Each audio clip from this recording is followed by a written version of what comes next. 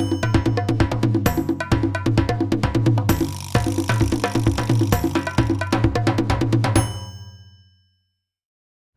and welcome to another episode of the Gritty Hour. I'm in a remote location. I'm at the office of Dr. Charles Mullaly, who's an acupuncturist right here in Millbrook, New York. And as is the latest trend, I do have a co-host tonight, Mr. John McDonald. How are you, John? Good. How are you, Tom? You might remember John from a previous podcast where he talked about his tattooing and his piercings, which he's an expert at. And we're in the reception area of Dr. Charles Mullaly. How you doing, Charles? Welcome to the Gritty Hour. Doing well. Nice summer day. Yes, thanks for having us by your location. No problem. We're inexperienced in this, but doing remote stuff. But we appreciate you having us come over. I appreciate it too. So All the way. we're going to learn all about your practice today. Where do you generally do the practice? Yeah, follow me. Okay. Coffee, anything you guys want? Tea? No, thank you. Good? Follow me. Right? Right in chair? Well, come on in. Make yourself at home, Charlie. There's the bed where it all happens. Okay. All right. Well, have a seat and we'll discuss how you what you do. What all goes down? How you get it? Yeah, where it all goes down. Thank you, doctor. You got it, man. So we're in the doctor's treatment room, Dr. Mullaly. Thanks for letting us in, as I said before. And so tell me, doctor, how did you get into this business? Well, I could go on and on about that, but I'll make it short. That's all right. The battery's running as we speak. Yeah, I was managing an Angus farm, my late 20s, maybe early 30s, give and take, around the cuff of that. And I started developing this immune disorders where I just wasn't getting any better. Like chronic fatigue, like Epstein's bar, whatever, all the labels you had. So every doctor in the world. And I put a pitchfork to my knee. I was in the hospital for a week. And I was in the hospital for a week. The person that owned the Angus farm suggested I see her acupuncturist. And when I started seeing the acupuncturist, he started seeing me as a different person, not just big old football player. He saw someone a little more deep and more in depth. Mm-hmm. And started nursing me back to health and moved on my way. Didn't burn bridges, left the Angus farm with good terms, and went back down to the city, construction management, hated New it. York City, yeah. And my sister suggested, why don't you come to acupuncture? I'm like, what do you mean? Over time, I looked into it and went back to the guy who helped me, told me where to go to school, and here we are. So if I didn't get hurt or injured or sick, I wouldn't be here. So you have a love of it just from your own personal experience. Totally. What school, if you don't mind? Tri-state. Tri-State. Down East Village, yeah. And that's, what did you specialize in acupuncture? Yep. Yeah. Like mostly there's different modalities like the Japanese, Chinese, obviously, APM, which is like a real physical anatomy-based acupuncture. Mm-hmm. Calcines, which is a motor point acupuncture. So we learned it all. Mm-hmm. Like a lot of practitioners come from all over the world. Kyoko Matsumoto, Japanese style, she came over to teach us for 2 years. So it's good. It's a good learning because Mark has his own style, the president, but he let us learn everything, and then from there you can take it. I kind of took it all because I have that personality, and I took all of it because I just figured, why not? Is Japan and the origin of acupuncture? No, China, but my China? style is more Japanese, which is more based on the horror of the stomach, looking at scars and issues of like the past, not just looking at, oh, you have a headache, but why you have a headache? Japanese style kind of gets into pre-life, post-life, what's going on now, what happened last week, how did you fall down the stairs, why did you fall down the stairs, like just putting all the puzzle together. Chinese is more like direct, Japanese is more the complete person. Even if you walk with a limp, why? Like it all kind of adds into it, which is kind of nice, kind of blends everything. And then I also can do like a real physical style, which is APM, which is anatomy based, like I said before. It's real anatomy based, tight trap, trigger point, make it jump, make it relax. Which the Chinese do also, but they talk in a spiritual way, like more of a open, like they call this the well of stress. We call it the trap, anatomy based. So Chinese will do it also, but they just, like I said, they have a name besides anatomy based. And a different nuance to treating? And they kind of go out the same way, but in a Western mind, you kind of need that anatomy base to kind of explain it to your patient. So it's good to have both. Japanese is more, again, back to the whole body. your trap might be tight for a different reason than you think. Not because you did this for 5 hours, it might be something else. So blend all that together and bang. That's what I do. And there's a variety of treatments, there's a variety of ailments, I should say, that each has an individual treatment for. Full disclosure, I did go to the good doctor for a session for smoking cessation, which I've never been more relaxed. It's a phenomenal relaxation treatment. I know I need a couple more treatments. Yeah, you do, for sure. And you got to want to quit. Yeah. Well, yeah, it's half, motivation, yeah. But, John, have you ever had an acupuncture? No, I wanted to go. I have ailments that every aging male has that you just leave and it becomes nagging. But no, there's lots of stuff I'd like to do. Chiropractic stuff works sort of like in the immediate, but for me, it doesn't really work in the long run. Oh, yeah. So to be perfectly honest with you, I've been wanting to have a consult with you about all the things, the laundry list of things that ache and crack when I get up in the morning. I'm kind of known for not having people like come to see me all the time. I like to fix people and say goodbye. Yeah. And they come back for maintenance and stuff, which is not a business model at all, but that's where I am. Well, you're not selling it as a cure-all. You're selling it as a treatment for pain alleviation is, I guess, your biggest. Yeah, pain, stress, anxiety. Anxiety, a lot of people anxiety. Without getting too much into the weeds, like tell me the difference in treatment between someone that comes in that has high anxiety and someone that comes in that wants to quit smoking. Well, high anxiety, man. It's like I said, everyone's kind of rolling with that right now, but sympathetic nervous system, man, just getting it lowered down, breathing techniques, teaching people how to breathe. Foods can trigger things, caffeine too much in the morning. A lot of common sense in health, it really is a lot of common sense in health. But then what kind of treatments? A lot of opiate points in the ears to calm people down. Now, explain what that means. Just it flushes your brain with opiates. At certain points in your ears, just kind of like it's like a happy feeling. Just kind of flushes you, relaxes you. Like the same thing it did to you. Exactly the same thing it did to you. Made you leave here like you were high, right? The sensation I compared it to is if you were like coming out of anesthesia. Same thing. Exactly. I mean, I can do it to anybody. That very relaxed Sometimes feeling. I just do that to some people. That's all I do because they come here all wound up. I gotta check my cell phone. Like, no, you don't, man. Just put it down for an hour, 1 hour. Makes a big difference. But then obviously you have people that really want the physical relief. They come in, they've had me before, they've seen me before, they know what I'm going to do. Trigger points in the piriformis to relax the lower back, or tight hamstrings to relax the lower back, or like I said, traps, golf, tennis elbow, golf elbow, relax all elements. Do you find you have more or less clients that come in for, say, a physical therapy type session, or is it more stress relief, anxiety relief? Probably more physical. Yeah. A lot of people don't admit that they're stressed out, anxiety. It comes in, like again, back to Japanese style. I get that out of them. I talk about I ask crazy questions, and I palpate certain ways, and I get to register in my head what's going on. A lot of it back to that. It goes back to anxiety. A lot of people are stressed the hell out nowadays. So your treatment, for those who, especially those locally, encompasses more than just the needles that. Oh, totally. It could just be, I can talk to you and treat you. It's a matter of common sense about things. Why, when, what's going on, who. Yeah, nutritional things I can give advice to. Meditate for 20 minutes a day. Walk barefoot outside once in a while. Get some grounding. I mean, it's stuff that it's not really, it's forgotten simple medicine.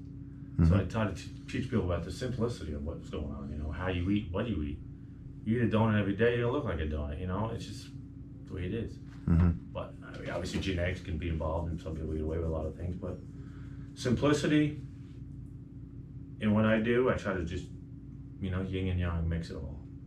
Tell people the honest truth, what's going on and what I think's going on after a lot of questions, but yet if your lower back obviously is bothering you, I'll do more of an anatomy-based style trigger point and relax your lower back. Put hot rocks on it after, or, teach you how to stretch a little bit.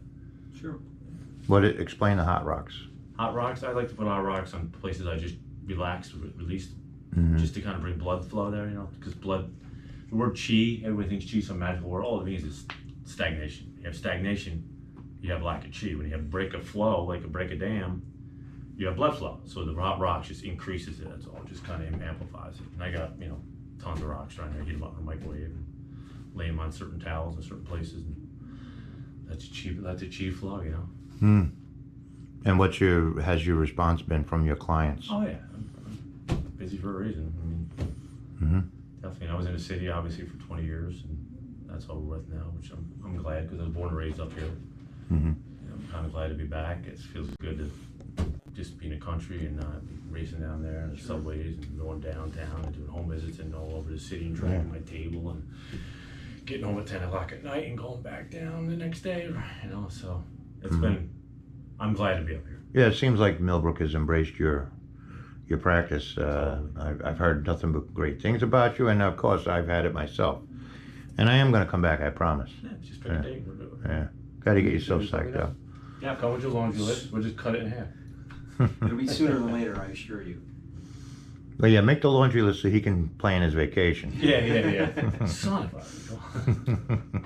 Well, that's great. So, what's the address of this place? 3272 Franklin. 3270 Franklin Avenue, and you gave me the website before. It's Millbrook Movement Wellness. Wellness.com. Millbrookmovementwellness.com. Yeah. My website's on that. I have a personal one, but I think it's lost in space. Not necessary. Just go to that one. You can see what I could. And they'd be able to contact you via that website. Okay. Either via my cell phone or this place by itself. Wellness. So, post-COVID, I wanted to ask about post-COVID treatments. I would think the ratio of physical ailments versus stress has changed. Yeah, it's a lot of nervousness, a lot of stress, a lot of people that want answers and confused. Who to trust, who not to trust, what's going on. The TV lies to you every day. People still have that background noise. I don't really watch it, but it's background noise. Well, that's what it is. It's still getting to your head. I don't even have a TV. I don't own a TV, so it doesn't really bother me. But it's starting to calm down a little bit. But for the first year, it was just everybody was just coming in completely. I'm curious. It seems like I ask this question to almost every guest on the podcast. How did you deal with the shutdown during the pandemic? That's the same thing. Well, technically, the governor, whoever it was then, I can say the name, but I don't want to. I was essential. I was actually essential, so I could still keep my practice open, but it wasn't easy because nobody's coming down the city to see me. So it was literally, I've seen one person a day. Dealing with the subways, dealing with the mayhem down there. I went on for like a year doing it. I went like about a year and a half before. Still in Manhattan during that time? Still doing it, going down, seeing one person, everybody's freaking out. I didn't freak out at all. What were the new rules put in place with treating someone during COVID? Everybody wanted masks. Yeah. Wash your hands a couple times. It was, distance was always a big thing, but it's not my style. I'm a hands-on kind of guy, so it was hard for me. Yeah, it's something you have to be hands-on. Yeah, I have to palpate, feel what's going on, talk to you. So it was difficult, and Manhattan was made it worse because the city itself was a gel of insanity, of worry. I think I asked you a similar question, John, about the piercing. I believe you did, yeah. And, both practices are hands-on. It just seems like a huge mountain to climb to get over those regulations. It was tough. I can't do things, everybody's doing Zoom, everybody's doing online. I can't do that. I have to be present everywhere I do, everything I do. Yeah. So things have, picked up a little bit, but your clients seem to, I know you book solid, right? Or no, I'm booked enough. I could be more booked, but that's my want a little freedom here and there. But what I should do is I should condense my practice more, like Monday through Thursday, more booked, and maybe take Fridays off in the summer. But I seem to stretch it out to Friday, which I can't say no. Well, you're trying to meet the demand, which is understandable. And people, like yesterday, I thought I took the day off to do some personal stuff, and 2 people were in pain, so I raced up from where I was to take care of it. Which, it's what I do. I like doing it. So it's not like I was oh man, I said, all right, 2 people I can take care of. Boom. So when someone, like a new client comes in, or someone's watching this and they're thinking about it, they'll come in, you don't immediately go right to the acupuncture. Oh God, no. Yeah. Talk a lot, fill out a form, pretty intense form I have, a lot of questions, and then I'll ask a lot of questions that I was trained to ask, and then my own personal style, but a lot of questions, And sometimes acupuncture is not the answer, right? Yeah. Sometimes I send people to a hospital or to a Western doctor because I know it's something I can't handle. It's something, collapsed lung. I can't fix a collapsed lung. I've seen a lot of stuff like that, But I ask questions simple like, what's your favorite season? How much do you like sugar? And all that stuff adds up to something. It might not make sense to you, but every time I ask a question, there's a reason. I check and balance, check and balance, check and balance. Put things on one side, put things on the other side, make a little book out of it, and then I know the person better. And then we go forward from there. I'm not always right, but I think I am most of the time. I take it that's because maybe some of the things that they're doing affects their body in specific ways, so you need to know how to approach treatment. I was just reading an article yesterday about two twin brothers that got separated 5 years ago. In those 5 years, one lived in Norway and ate fresh fish, fresh food, fresh vegetables. The other one lived in the United States, potato chips, processed hams, processed foods, blah, blah, blah, blah. You know the deal. The one that lived in Norway was like a yogi, the way he could flex and stretch. And he, not that he did it a lot, but his body was just no inflammation in his body because of his diet. The other brother couldn't even squat down to pick up his glasses. And that's purely from diet. Before they separated, they were both the same. 5 years separated between nutrition. They were two different people. This was an experiment, or no, by accident. Just by During accident. COVID, they got separated. Before COVID, they got separated. Then COVID hit, and they couldn't connect. So for 5 years, they were separated. In 5 years, American diet, Norwegian diet, fish, food, vegetables, fresh, processed, chemicals, Right. chips, preservatives. I mean, that's why I asked about the question. It adds up. It all adds up to me. One of the things that, I don't want to get too far into the weeds, but one of the things you gave me at the end of my treatment was something in my ear that you said I could press on when I felt like having Just it. reminds your brain to what I did. No, give me an overview of what specifically that is. I guess I should have asked you when you put it in my ear. Yeah. One of the master points for quit smoking is Shen, It's a spot right here. So a lot of times I put a little sticky magnetic with a little crystal on it, and just basically it's your brain to actually physically touch the spot that influenced what you felt to keep reminding you to don't do that. So what is it? Is there a chemical in it? Or No, like not at all. It's specific. a spot. It's a spot that I stimulated, and the crystal with the magnet just keeps on stimulating the spot. That's all. It's almost like a continuous tap. I see. That's all. It's not that big of a deal. If it falls off, don't go crazy. Do you put that on regularly to for smoking, clients? for smoking, for sure. But is that specific to smoking? Okay. For me, yeah, it's what I do. I mean, I do my own thing sometimes. I don't really, the protocol is kind of washed away over the 20 years. A lot of stuff I learned on my own, that's actually better than what I was taught. That's all. I mean, you learn how to do things differently after school. School's a good base. But in time, you do your own thing. To a point. You've brought up ears a lot in this session. Is there a lot of pressure points, or pardon it, maybe there's a different term than pressure points. There's a lot of things going on in the ear that can affect other parts of the body. There's a book this thick if you want to get into it. Just for ears. Yeah. Do I follow that book? No. Right. I'm more of the body itself. But yeah, some people can go rock and roll with that ear thing. It gets a little out of hand, I think. I think you got to physically relax a trap. You got to physically relax a piriformis. You got to physically do things. That's where my physical style comes in play. But I also have a very 5-element style, which is a very spiritual style, which I use more for like stress and stuff. To combine them is off the chart. That's when a perfect treatment goes. When I combine psych and soma, then it's big stuff. You said psych and what? Psych and soma. Explain what that is. Physical and mental. If you can cross those two, treatments are perfect. The people freak out and they love it, and that's when things go. That's when I'm like. That's when the magic happens. That's when the magic happens. That's why I feel like heavyweight champion of the world, because I know when they leave this office after that, woo, no complaining.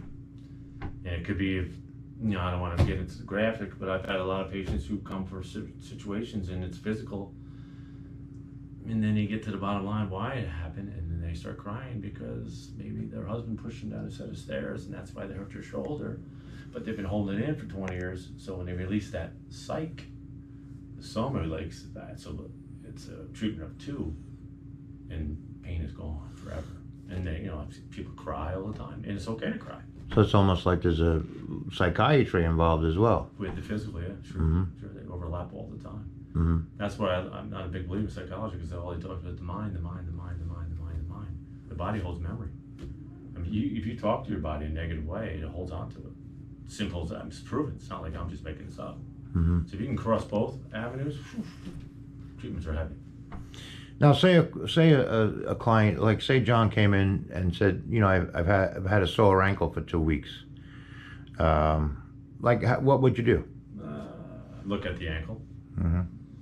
Any history of gout or in your family? You know, you played basketball or anything? You rolled it? Sugar, diabetes. I go on and on and on. You know, seasonal allergies. Then you start getting to it. You know, start eliminating things until you get to where you think where it is. You know. Mm-hmm. Do you have a sore ankle? No. No, I'm just for instance. But say acupuncture is called for.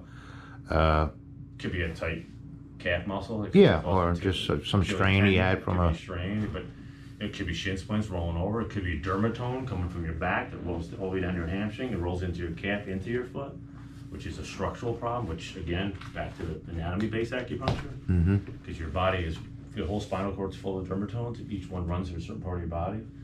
When you say your foot bothers you, I could say you have L5, L4 situation. You say, oh my God, yeah, I hurt my back 5 years ago. That's what it is. It's your dermatome running out of your L5 or L5, L4 going to your foot. So a lot of times I'll diagnose people much better than the Western doctor because the Western doctor just looks at it and goes, oh, prescription, anti-inflammatory. Doesn't explain to you why your foot hurts. I will. Try at least my best. So, but if acupuncture is called for, like say something in the ankle, Yeah. Where in addition to the ankle would you put the actual needles? Depends on the person. That's why it's a lot of questions. You know, that's where you get to the 5 element style. And the reason I'm asking, not to interrupt, but the reason I'm asking is like when I went in for the session with you, there was needles in I think my right arm. Okay, sorry for the interruption. We're back with a brand new battery. Yeah. John, you had a question about the ear we were talking during the break. Yeah, one of the things that people come to me for a lot as a body piercer, and it really took off like 10 years ago, was piercing in the ears for migraine relief.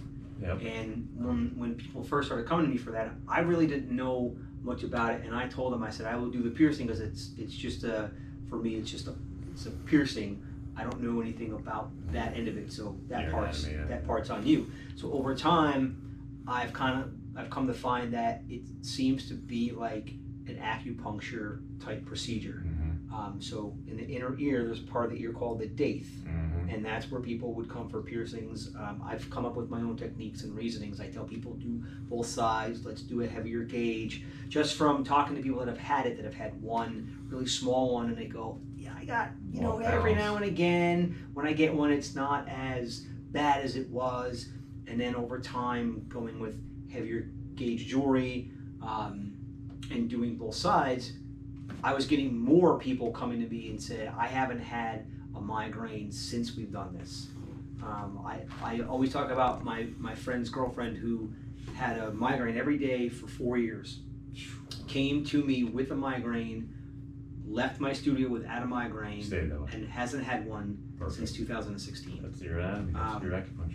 So is that really what that is? Yeah, you're hitting a certain spot. I didn't know if that was more psychosomatic. No, you're than hitting anything spots. Just You're hitting hopeful some of the for powerful spots, probably. I should get you a little cheat sheet book. Well, I'll get you a book that kind That'd be wonderful. Yeah, I got one. I'll find it. Definitely.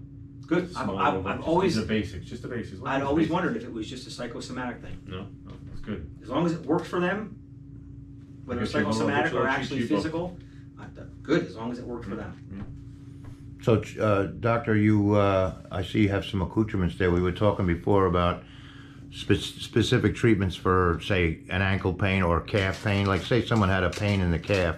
Well, here's a basic needle. This is a 20 by 30, which is like a 250 Chevy. It's a basic needle. Super flimsy, super thin. You're good.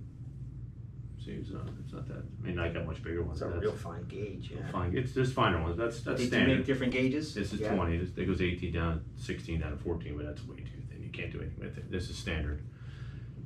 Say you got a tight calf. It could be the belly of the calf. Could be the belly of the calf. Could be super tight from sports or maybe traumatic injury, and you relax it by you palpate and find what the tension is, the nodule. Relax it with the needle, and then you can take a couple, go over it, bring the toxins out of the muscle, and slowly work it. Now, what is that called? Cupping. Cupping? This is called speed cupping. It's my own style. Okay. But now what is it? Was it Traditional cupping will be over the spot. But what does it natural- physically do? It draws the fascia into the cup, which draws tension out of the muscle Via suction or? via the suction. Uh-huh. But underneath it, with the fascia being lifted into it, you have blood flow back to chi again. Chi will flow through it and push out lactic acid, which causes tension. Irritation causes pain. Irritation, inflammation causes pain. So it's almost like eliminating it's almost like a detoxification. Yep. Of the muscle that's holding that chi stagnation. Uh-huh. So. And that alleviates like pain or a cramping or Yep.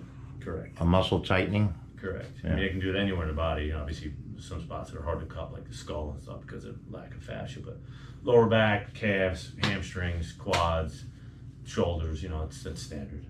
And like I said, that style of speed cupping I talked about, it's kind of my style. Not that I'm tooting my own horn, but no one really does it. Everybody just does standard Chinese cupping. Why not?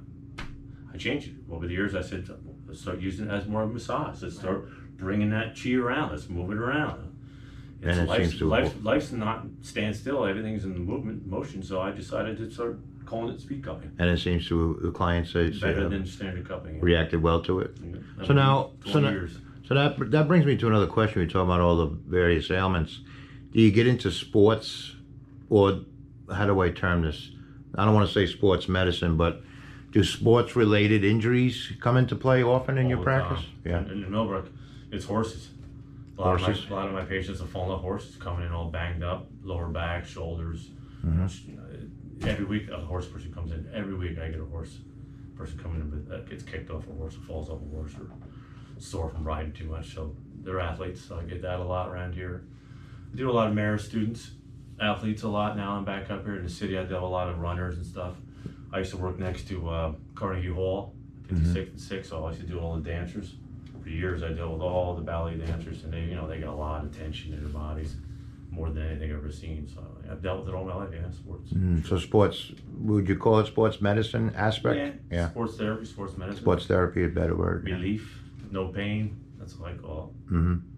And my whole career, I've always dealt with athletes in some form or another. Right. Even car racers. I mean, everything.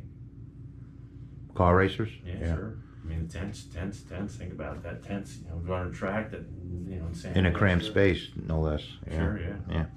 John, that's interesting what you said about the ear, because I do remember in our podcast you brought that up, and it did relieve the migraine. Yeah. Yeah, it's wild. I've heard a lot of that. There's a scientific reason behind it, I'm sure, Doctor. Yeah, I'm going to give him a book that you can see what he's doing. Mhm. And just, and do more of it. Yeah, he's actually an expert piercer, Yeah, I so heard that.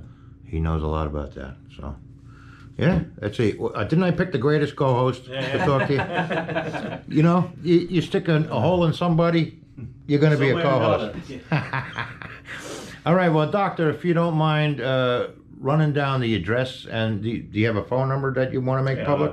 My cell direct is the best way. The people that visit me all the time on the Gritty Hour know that this will be in the show notes as well, but Doc, what is the physical address? 3272 Franklin Ave. Okay. Second floor above the pharmacy. Mm-hmm. Can't miss it. Millbrook Movement, big sign, and below see Charles Mullaly Acupuncture below that. Okay, and Millbrook Movement Wellness.com would be Yes. the website. And then my number is. And if we're saying it wrong, I'll have the appropriate website in the show notes just below this video or audio, depending upon where you're listening to us. And John, any last? Actually, as we're talking, Mhm. made me think of something. Is there a specific spot in the body that you could put a needle into Tom to incapacitate him? Just shut him off? Run out of battery, guys. Run out of battery. Kiss it death. Pow, pow. Well, gentlemen, I appreciate both your time tonight, and Thank you. it was very educational. And as I said before, the people in Millbrook have embraced your practice, and hopefully more people in this general vicinity. And you mentioned to me the other day, because we see each other in the street all the time, you get a lot of people from the whole tri-state area coming in. A lot of my old Manhattan people still drive up. Manhattan, Connecticut, New Jersey. Manhattan, Jersey, yeah. They drive 2-3 hours. They complain every time. You're too goddamn far away. I'm like, well, I can't do it all. But it is a testament to the quality of your performance if they're willing to drive 2 hours to get here. They complain, but they still come. Mm-hmm. That's good. And I do home visits to some people. I still go down sometimes. I try not to, but I still do it. Yeah. I'm hard. I don't say no too often. I always, all right, I'll do it. Yeah. But coming up's nice. It's Yeah. good to see their old faces. You know, I haven't seen them in years. And they Sure, come up, sure. Wow, this town's great. I'm like, yeah, that's why I'm here. And don't It's a great forget, little town. when they're up here and they feel nice and comfortable, tell them you look like you need an antique. Exactly. Pow. All right, Doc and John, thank you both, men. Have a great evening. And again, Dr. Charles Mullaly, we appreciate your time tonight, sir. Thank you. No, awesome. All right. Great.